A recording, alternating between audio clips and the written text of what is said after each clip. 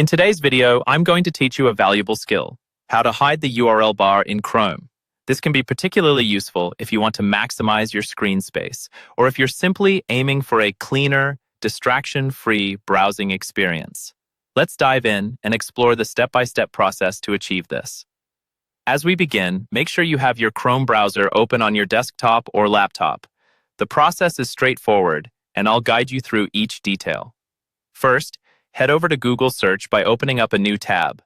Type in the query, "How to hide the URL bar in Chrome" in the search bar, and hit enter. This will provide you with a list of relevant results to help you find the best method to achieve your goal. Now that you have those results before you, look for official or well-documented sources on this topic. These sources are generally more reliable and are more likely to offer precise directions.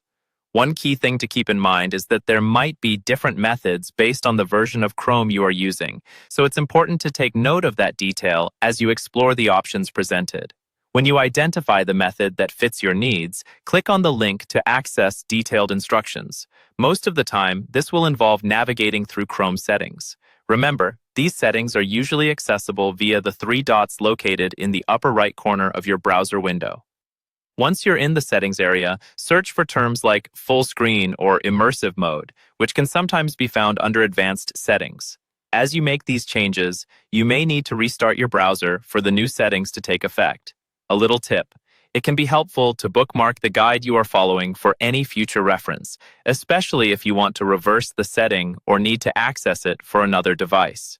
If you encounter any issues, or if you don't see the options listed in the guide, don't hesitate to search for updates or patches that might need to be applied to your browser first.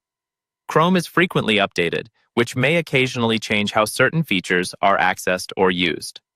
By the end of this process, when you reopen your browser, you should notice that the URL bar is no longer visible during your extended browsing session.